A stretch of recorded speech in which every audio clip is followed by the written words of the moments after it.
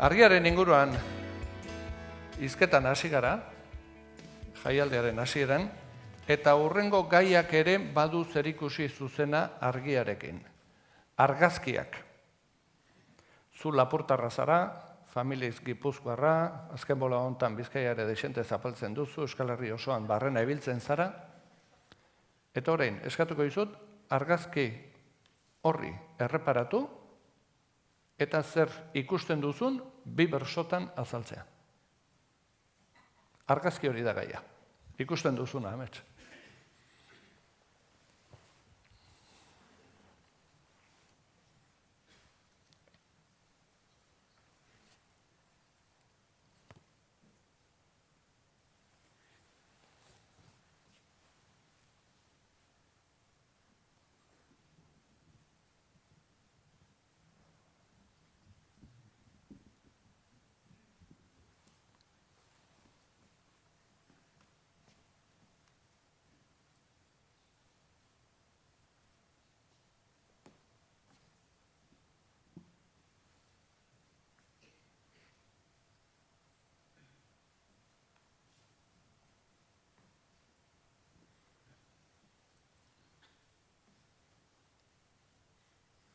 Itxura denez egun batean etzuen joko ekaitzak, horra Donostin sortu litezken egun ederren emaitzak.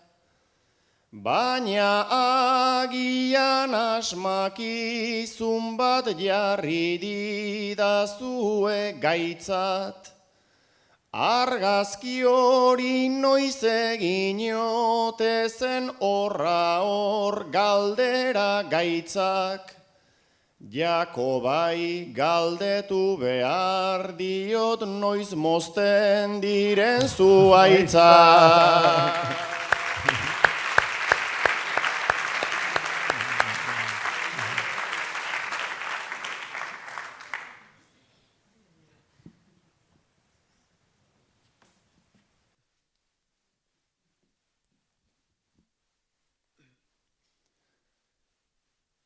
Ara ondartza zeinen Birjina, ez toalla eta ez zango, etxe gehiegi zegoen ikan hemendik ez dut esango.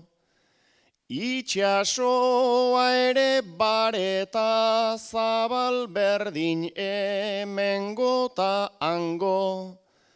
Arrantzuntzirik ere apenas, ez txalupa ez komando. Seguru asko orduan etzen, antxoa faltik izango.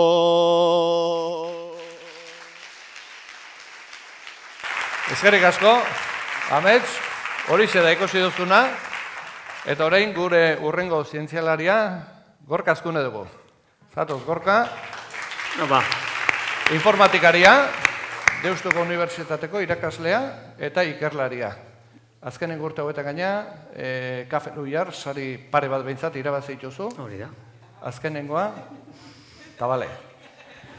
Adimen artifizialari buruz idatzitako bat izan da, eta hain zuzen ere horren inguruan itzengo diguzu gaur, ez? Bai, hori da. Argazki honetatik abiatuta.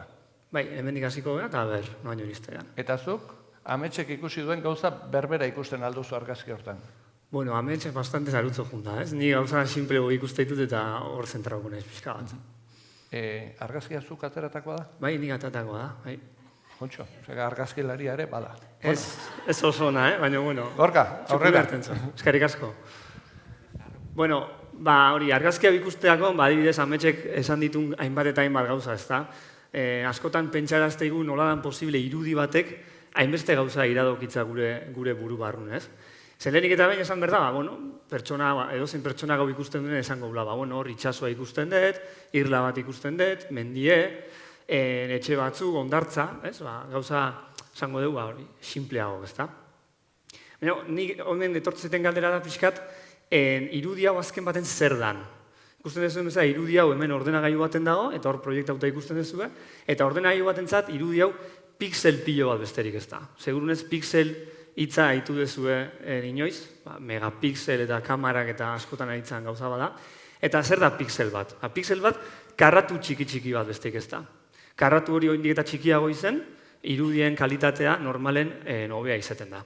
Orduan, irudi honetan dauzkeu pixel pilo bat, eta pixel horietako bakoitzek kolore ezberdin bat dauke. Adibidez hor, itsasoan zoom bat egingo bagenu, hor 4 pixel hori ikusiko genituzke, eta bakoitzek ikustezuen bezala kolore ezberdin bat dauka.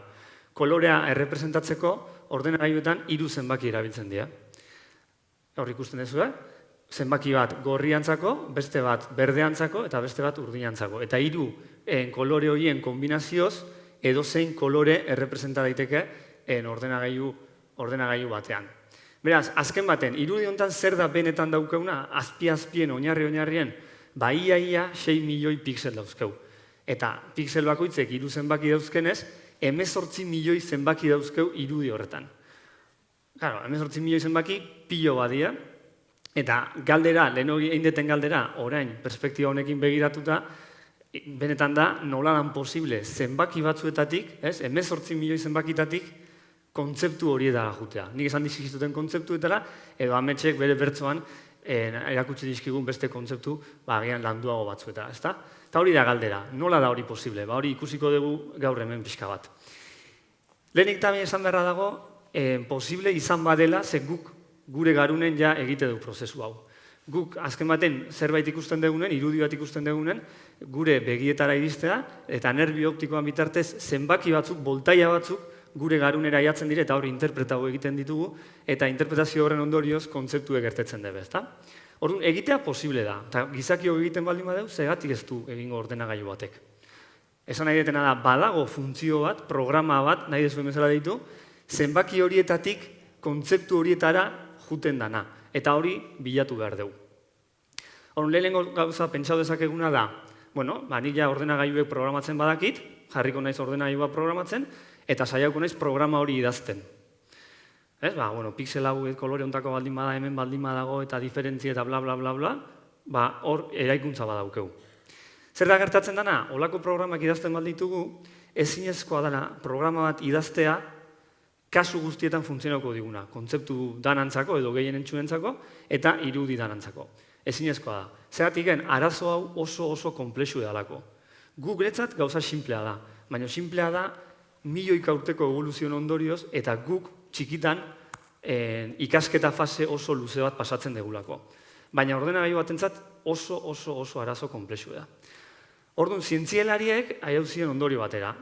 Egin geneiken gauza bakarra zan, ordenagailuek beak ikastea nola konpondu arazo hau.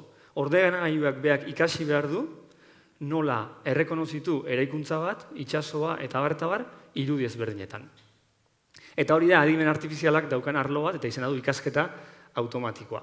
Guk egiten dugun bezala, txikitan, irudi pilo bat ikusita, azkenean ikasi egiten dugu zer dagoen irudi horietan, ordenagailuak berdin egin behar du. Teknika ezberdina daude horretarako, baina gaur egun arrakasta gehiena daukan tekniketako bat, hau da, neurona sare artifizialen teknika. Neurona sare artifizialak neurona naturaletan oinarritzen dira, baina, esango genuke ideia mailan, ez? Azkenean, guk oraindik ez dakigu gure garunak benetan nola funtzionatzen duen, sakon, eta orduan ezin dugu kopiatu. Baina, ideia batzuk hartu daitezke hortik. Orduan, ikusten duzuen bezala, bolatxo horietako bakoitza neurona bada. Neurona horiek geruzetan antolatzen dira, eta ikusten ditu hemen geruza ezberdina dauzkagula. Daukegu sarrera geruza horretan irudiak sartuko genituzke, azken batean zenbakia bakarri dira, hor zenbaki piloa sartzen dira, gero dago geruza eskutua, eta hor gertatzen da magia, azkenen matematika dela, baina eta bukaeran daukeu irteera geruza. Eta irteera geruzan, eukiko genuke neurona bat ikasi nahi den kontzeptu bakoitzeko. Beraz, etxe baten edo eraikuntza baten neurona aktibatzen baldin bada, badakigu eraikuntza bat dagoela irudian. Eta hola, beste kontzeptu guztientzako. Ikusten duzuen bezala, neurona hauek elkarrekin lotuta daude. Hor ikusten dituzuen ertz beltzoiek dira, ezta? Horrek esan nahi du, neurona batek egiten duen prozesamentuaren ondoren, bere seinalea urrengo neuronei pasatzen diola. Zer da seinale hori? Berriz, originala izango bat, zenbaki bada.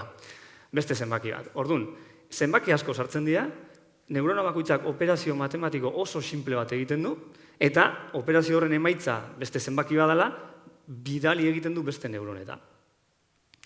Hemen gertatzen dena da, ertz horietako bakoitzak badituela beste zenbaki bat parametro deitzen dena, ez? Hau da, neurona batek zenbaki bat sortzen du, parametro horrekin bidertzen du, eta hurrengo neurona jasotzen du. Gertatzen dena da, parametro horiek pilo bat daude, ertzak gaina parametro daude, imaginatu, ez dauke balio bat. Ez dakigu ze balio dauketen. Orduan, ikasketa fasean egiten dena da, parametro horien balio egokiak topatu gure arazoa konpontzeko. Hau da, irudi baten eraikuntza bat, itsaso bat edo dena delakoa topatzeko. Eta hori da ikasketa fasea. Eta nola egiten da ikasketa fasea? Ume batekin egingo genuken bezala. Irudi pilo bat erakutsita. Hemen adibidez, eraikuntza ezberdinen irudiak sartzen dizkiogu gure neurona sareari, esan egiten diogu hauek eraikuntzak dira, eta bere barne parametroiek doitzen joaten da, algoritmo batzukin eta bar, eta azkenean ikasteko gai da hor eraikuntza badaukegula. Bueno, erakutsi dizueten adibide hau, jada gaur egun erabili egiten da. Eta zuek gusten dezuena, baina gehiago erabiltzen aizeate, ja, ontsen momentu honetan. Bueno, igual momentu honetan ez, baina zuen eguneroko bizitzan. Erakutsiko dizuet, hemen dauket web horri bat, MIT unibertsitateko web horri bat da, hemen egin leikena da, oraintxe erabili den irudie hartu, hemen egon behar duke, igo ingo deu irudi hori, eta ikusten dezuen bezala, hor computing jartzen duen hortan hori prozesatzen ari da, eta orain bere emaitzak eman dizkigu. Hau da, egin deuna irudi bat bidali miteko zerbitzari batzuta, han neurona sarea handi bat dago entrenatuta, eta gai da gure irudiek interpretatzeko. Gizaki batek egingo luken antzera. Eta pixka bat ikusiko dugu, ze emaitz ematen ditun, ez? Ikusten duzu, semantik kategoriz horretan, azken baten kontzeptuak di horiek, ikuste du kosta, irla, ozeano, itsasoa, eta itsas amildegi batzuk ikusten ditu. Eta nahiko egokia da. Gero, beste atributu batzu ikusten baditugu, argi naturala topatzen du, hortzenguga ikusten du oso urruti, oso kuriosoa da, baina Donostin lainoak topatu ditu, hori nahiko gauza arraro ikusten da, ez? Eta ikusten du leku egokia dela igeri egiteko edo urpekaritza egiteko. Beraz, egia esan, sare honek oso lan hona egin du irudi honekin. Bilbon gaudenez, zaila gaitezen Bilboko irudi bat sartzen baita ere. Hemen jarriko dugu Guggenheim, eta bertako zubia, eta ikusten dezuen bezala, ja prozesatu du, eta begira ze kontzeptu dauzken. Zubi bat ikusten du, biadukto, hori ere zuzena izango litzeke, boardwalk da ibiltzeko leku bat, eta baita ere ikusten du ibaia. Fijatu, ez duela itsaso ikusten, baizik eta ibaia. Horrek nahiko erakusten du ja oso kontzeptu zehatzak manejatzeko gai dela, ez? Asko gustatzen zait hori ikusten zuen man-made hori. Man-made hori esan nahi du, gizakiak egindako egiturak topatu ditula. Osa, bera gai da, bereizteko hori gizakiak egin dula. Eta, horrela ikusten duzue beste hainbat eta hainbat kontzeptu daudela. Hemen ikusi dugun hau, neurona sareetan oinarritzen da, neurona sare ikaragarri erraldoia dira, neurona pilo bat, geruza pilo bat eta bar, eta teknologia hauek ez dira bakarrik aplikatzen honetara, irudien errekonozimentura. Baita ere aplikatzen dire ahotsan errekonozimentura, eta zuen mobiletan jada badaukazue, lenguaia naturalen prozesamentura, hau da, sare hauek gai dira hizkuntzak ulertzeko, ez gu bezain ondo oraindikan, baino ai dira, eta itzulpen gintza egiteko, eta adibidez Google daukan itzulpen tresna, jada neurona sare hauetan oinarritzen da. Eta egia esan geroz eta hobeto funtzionatzen ari da. Eta gaur behintzat ikusi dugu pixkat horren azpien zer dagoen. Eskerrik asko.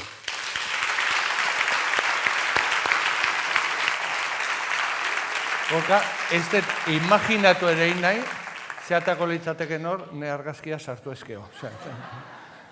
Beno, amets, aurrea, ez dakit, gauza berriro jarriko dugu, argazki berbera, eta ez dakit, gauza berberak ikusten jarraitzen duzun, edo Gorkaren azalpena eta gero, hor ikusten dena asko aldatu ote den. Bueno, lehen ikusten zena.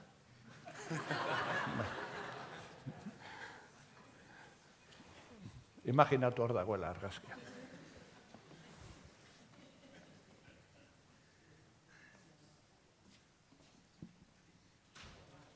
Hor dago.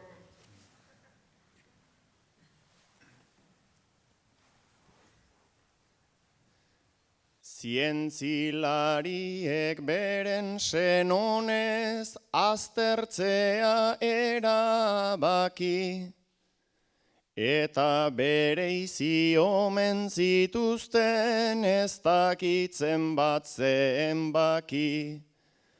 Gero galdera mezuz bidali Massachusettseko bati, 1000 ondorio atera dituta ez dakitzen bat aitzaki. Makina oso listoa baina Donosti dela ez daki.